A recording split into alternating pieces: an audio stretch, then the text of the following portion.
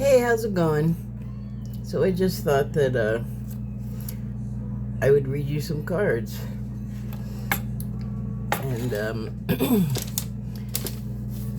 I went to pull two from one deck, but I went to pull one, but I actually pulled two, but it worked out.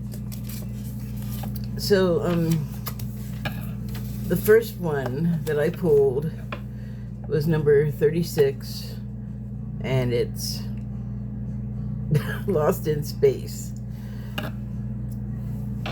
And it reads, needing direction.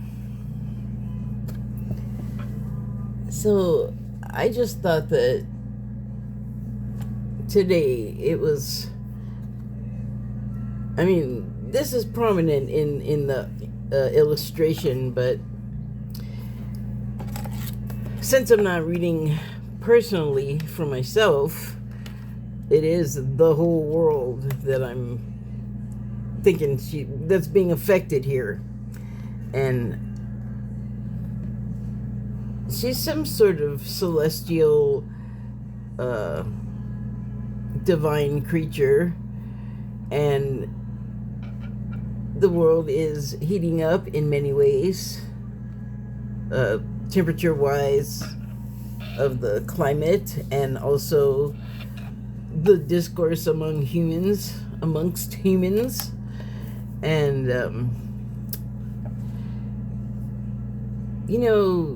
the butterfly effect, are you familiar with what that is? It is when the theory that a butterfly can flap its wings across the world from it, a response to it will be so much larger, like it would be a hurricane.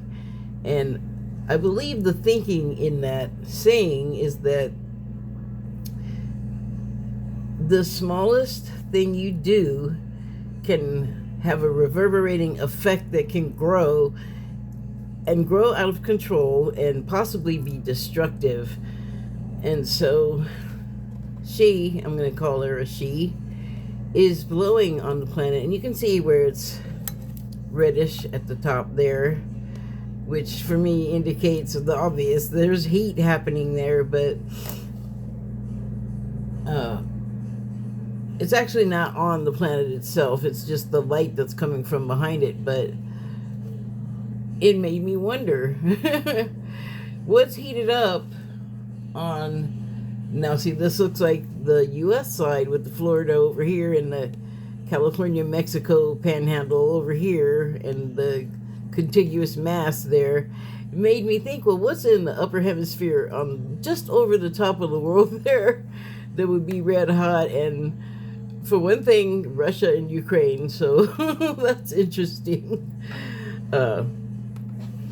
And as far as that goes, it is a terrifying, horrifying situation, but it's also something that there's been a collective agreement to go forward as an event. So, excuse me. I feel like when I keep that in mind, alongside the death and destruction, that if you pay attention to it daily, and you can't necessarily find it on the news daily, on the big stations, you have to go looking for it. And personally, I don't go looking for it because, like, it's not even I feel it kind of a thing, because if I do, I'm not really conscious of that being what I'm feeling. But I know what war is. I haven't been, but I've read about it. I've seen depictions of it, newsreels to, World War II movies or Vietnam movies, whatever it is. Like, I get the gist. So I don't want to participate in that. So I don't. But some people are on a path, and some people are on the same path, maybe not to completely the same destination, but generally. And because, you have individuals in the midst of all kinds of things that, will in turn affect things. But the reason why I start talking about not participating is that's generally my feeling with things that are uncomfortable or disturbing or too violent or whatever it is, especially when it's things happening in actual reality. I would rather not participate. Like, I don't want to get hurt physically or, mentally. I don't want to feel bad gratuitously.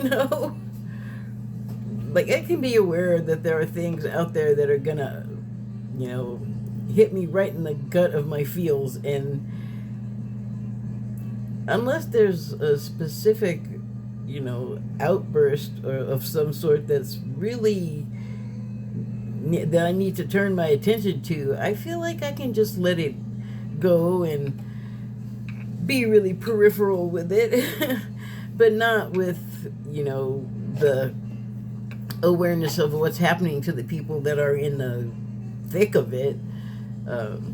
Not staying away from that at all. That's always, a part of my appreciation rituals or ceremonies or whatever.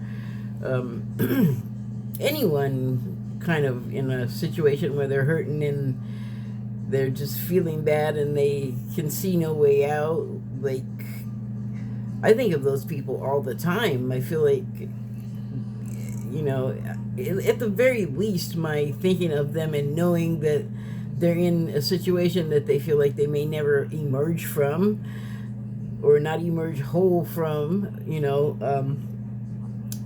I can send people, love and strength and confidence and the feeling of my content and ease, like, just everything but what they have to deal with on a day-to-day basis, what they're literally faced with.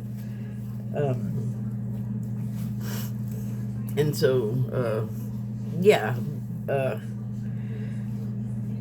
But there's another reason that the not participating particularly is meaningful to me. And it became so, like, a long time ago, but it's basically from the same source that, I agree with it. I was kind of, like, most of the way there with the source that,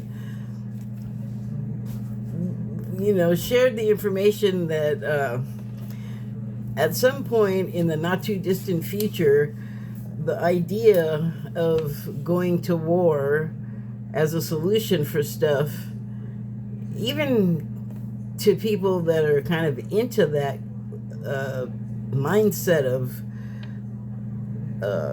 fighting and sort of acquisition by overpowering,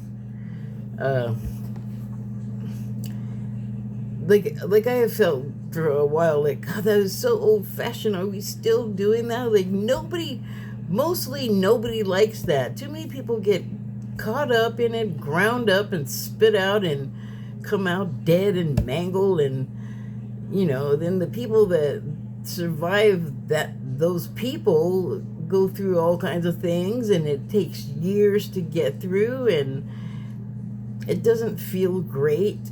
And so, I was already there when I heard this, but Cryon was saying that in the not too distant future, which on the terms of Cryon, like, they don't do time, so when they do our time, it's real vague, and what they think is short might be hundreds of years to us, they being part of the angelic firmament community. They're frequency-based beings, or like they're like each I guess person was a person but is now a vibration, and they're in the angelic realm, and that's where they speak from. And so Cryon Crane was a person, by the way, and I can't find out much about that person. I just see mention of him from channeled entities. Dang it, every once in a while they'll just throw out a, oh, Crayon, this and that. I'm like, wait, I want to know more about that.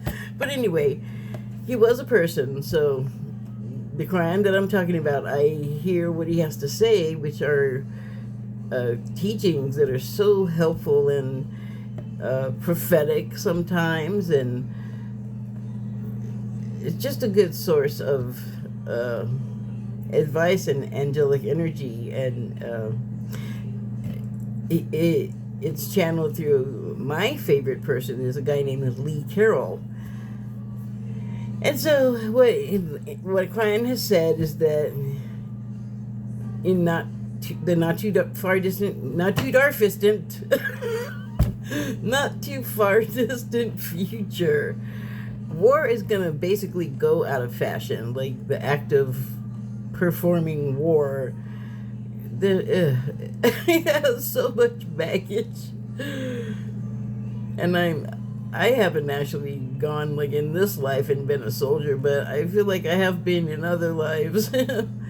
And even that one was a deserter. So I guess I'm just not too into that whole fighting and killing business. I think I've kind of made that clear before, though. So anyway,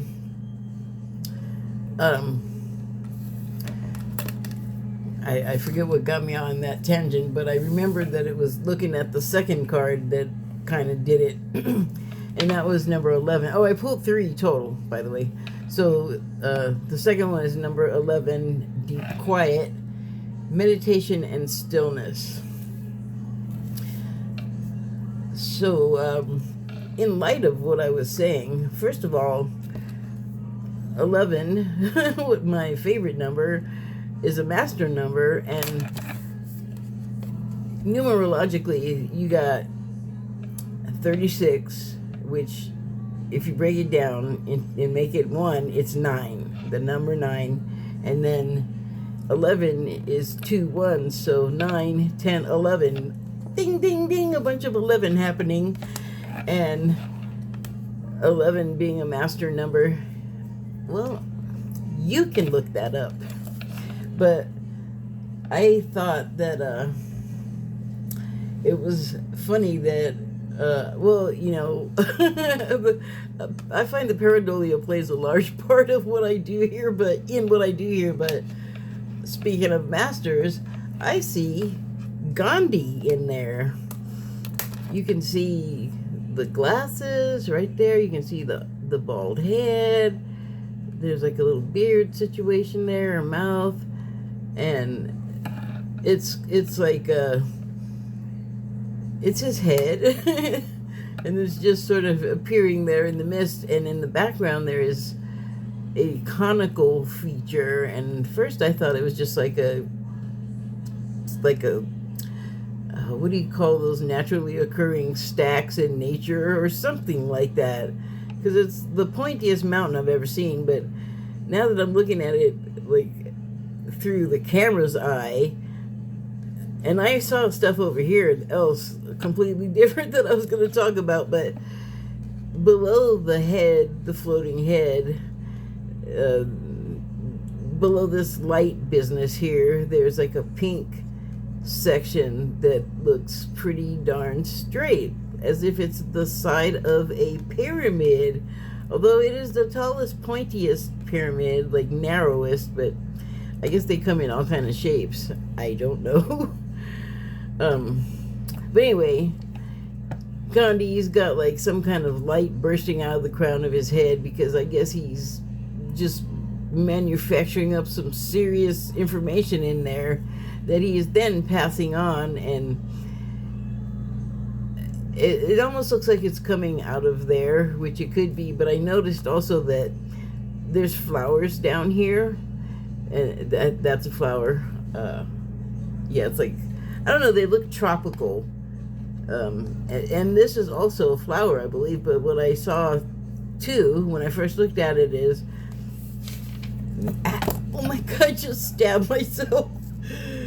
I want to make sure I'm pointing to the right part. So over this Q here, it looks a little bit like a thumb, but it's been like maybe chopped off.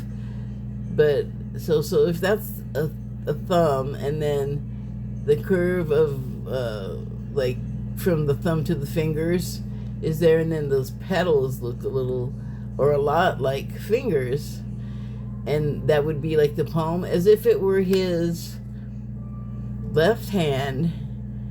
And it didn't necessarily come out of his head, all this light, but it's like the message, and it was in the hand, and it looks as if the hand could have just tossed it up, and then just the result of that resulted in all this bubbles and mist business that's part of this. Well, it's like a message, but this also looks like the open mouths of little birds, like waiting to get fed, but they're singing. I told you that there was a lot going on here. And then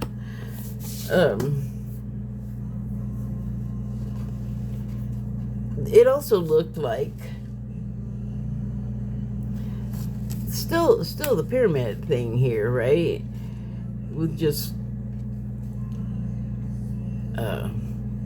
well, just ignore this for a second, but this was looking like also a planet with a lighter star coming out behind it, and light from that down here. So, I mean, I was certainly getting a lot of visual messages from it.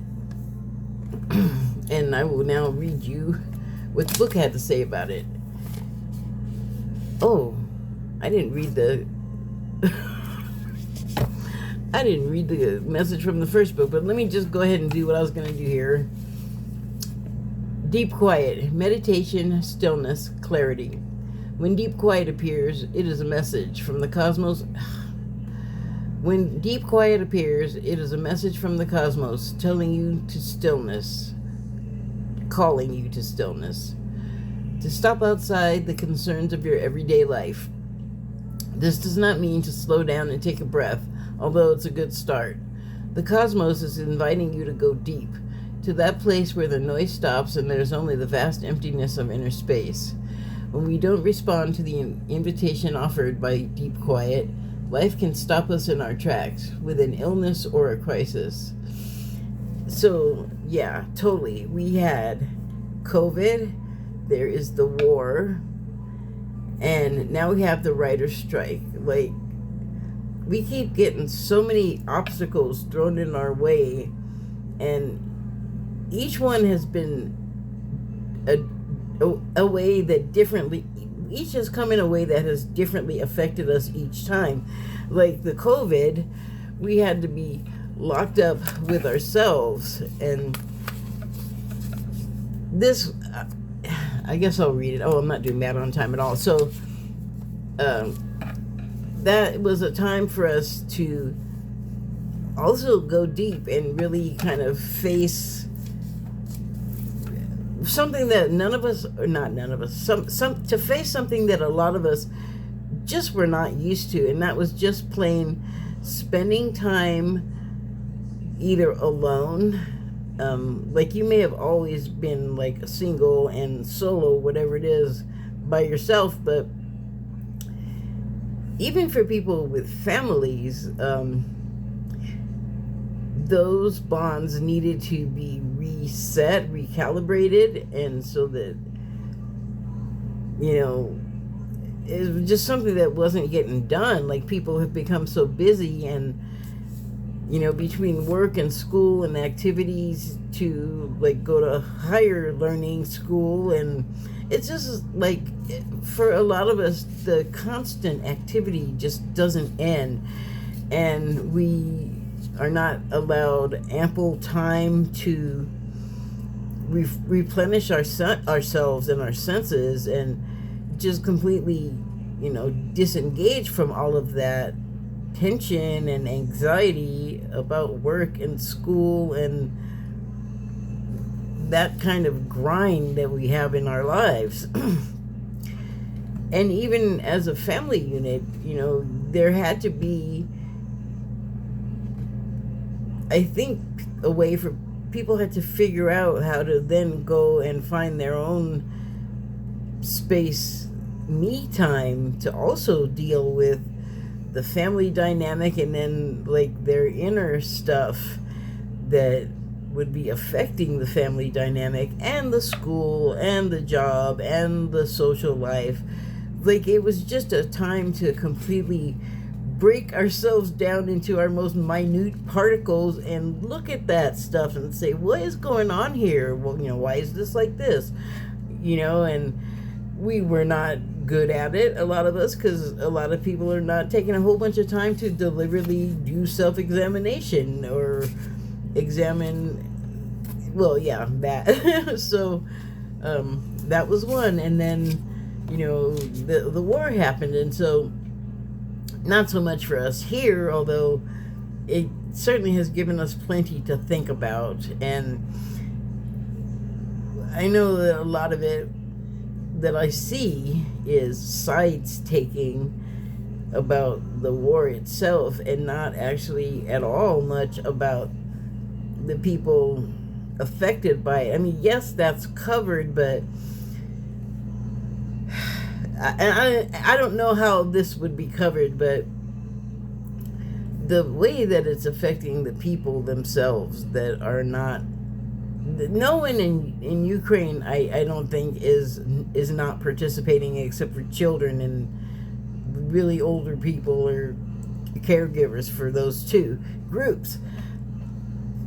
I don't know how this would be portrayed, but there's more going on than just the fighting. There's incidents where maybe the two sides are like dropping everything for a moment to help each other, because one is gonna die because it's cold or is hungry. And I know that they would be like total like combatants against each other, but sometimes things happen where all of that goes away and the here and now moment becomes survival and helping the other person. So I can't tell you like exactly what that looks like, but we don't have imaginations for nothing. If you want to know, try to imagine it yourself. Like I said, no one's covering that much as far as I know. And also, what I think about a lot too is how this is harming Russia itself. Like, we don't get to hear much about the population. We hear about like the upper class and the generals and the politicians and whatever like that, but just the regular nuts and bolts people that do all of the stuff that keep the place running, really. From what I see from the outside, it's always been pretty tough for them. They have good periods that are short, like there's summers, and it seems very oppressive to me, even though it's not like they don't have to wear burqas and stuff like that. I just feel like it's what it would look like here if what's happening here in the U.S. is successful, where they're trying to, certain forces are amongst our politicians are driving basically ideas, and they want to enact laws and things that want to break down the system that's made this country what it is, and they're trying to do it on the sly. And I have a lot of thoughts about why all of that is, but the point is that it's almost cartoonish to think of here, for me, that all of the rich people are like controlling the government and or the military, and the whole rest of the other people, if they're not somehow like a tick clinging to that, it's difficult for them. And I know that they are the most resourceful people ever. Like, they'll find a way to fix and garden. They're like Cubans with American cars that are almost 100 years old or whatever it is. That's an incredibly admirable quality, but man, I don't think that life is that easy.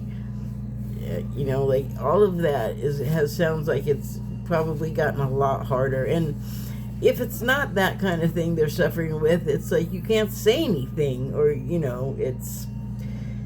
you can't even leave and say something because they'll come and get you because they're still watching you when you're supposed to be somebody else's citizen at that point.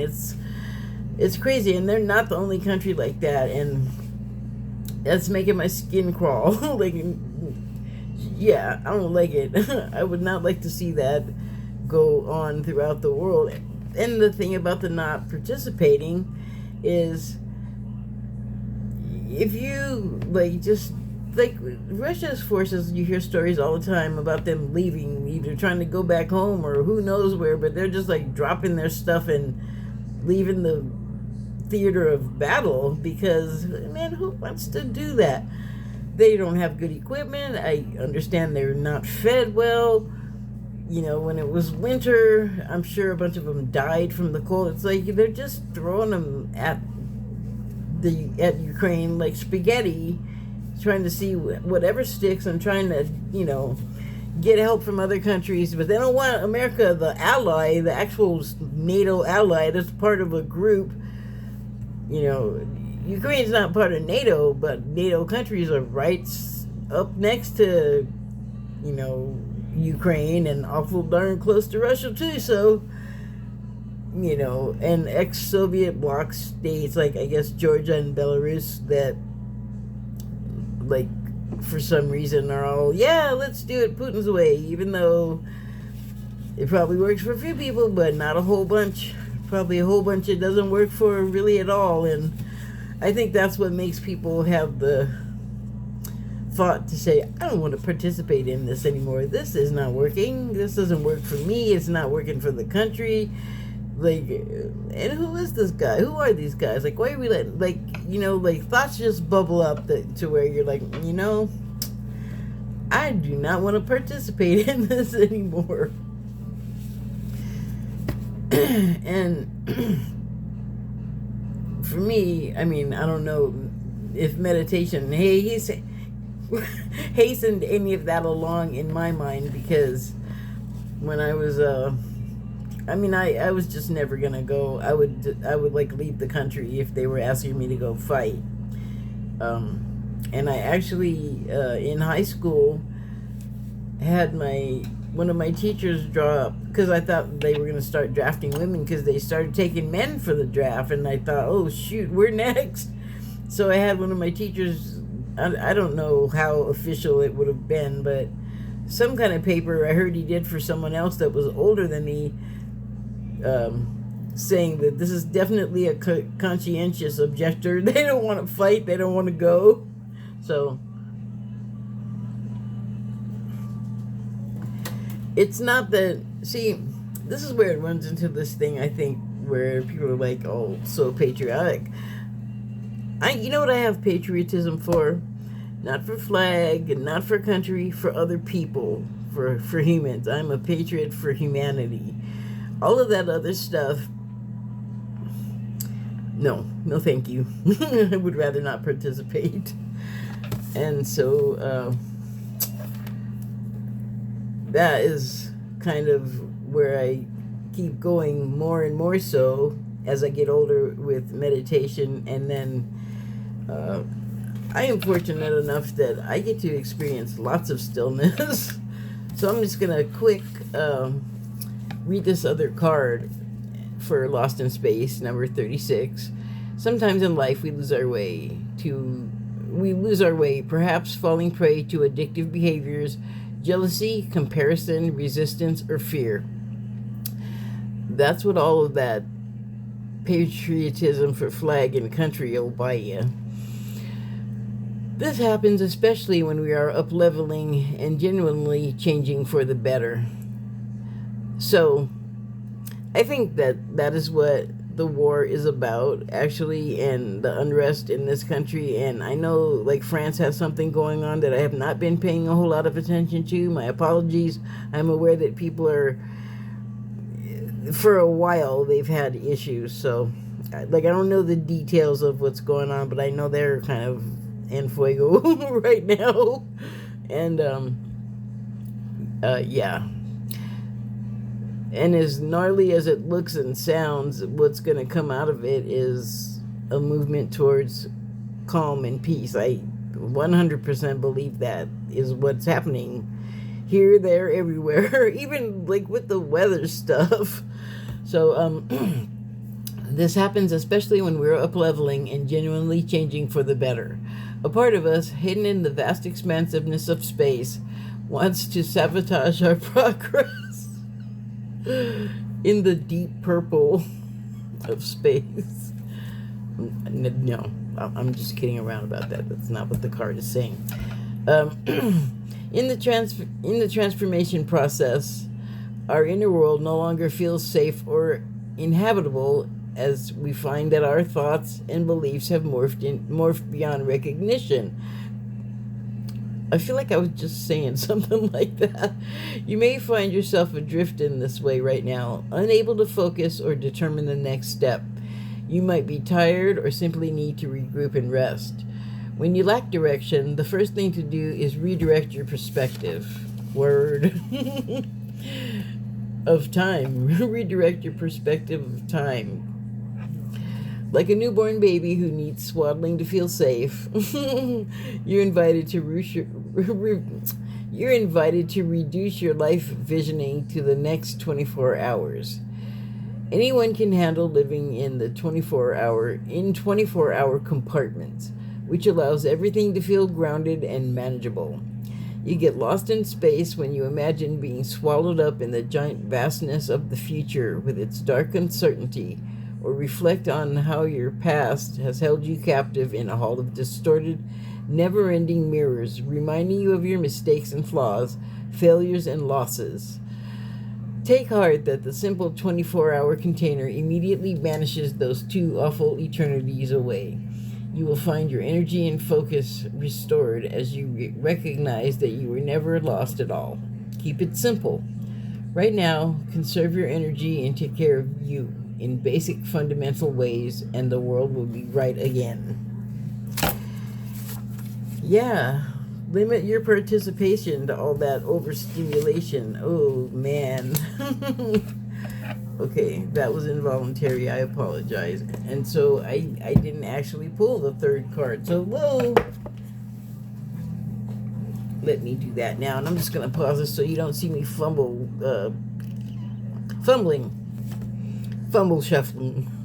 shuffling. So the other card I pulled is from, well, the animal deck. And it is Stingray. And I don't even have to look at the books because I pulled the book. Because I've pulled it so many times for myself, I already know what it's about. The Stingray represents building up your backbone. And learning what your power is, like your self-worth to yourself, and it is also symbolic of up-leveling, like personally, your spirituality, the level of skill that you have in the sport you play, or you name it, whatever it is that you do. That's the indication that you're moving upwards from your, whatever level you were at. And, that, again, it goes back to, like, all of the things that are happening in the world that are sort of disturbing and ugly, really. If you can, look away.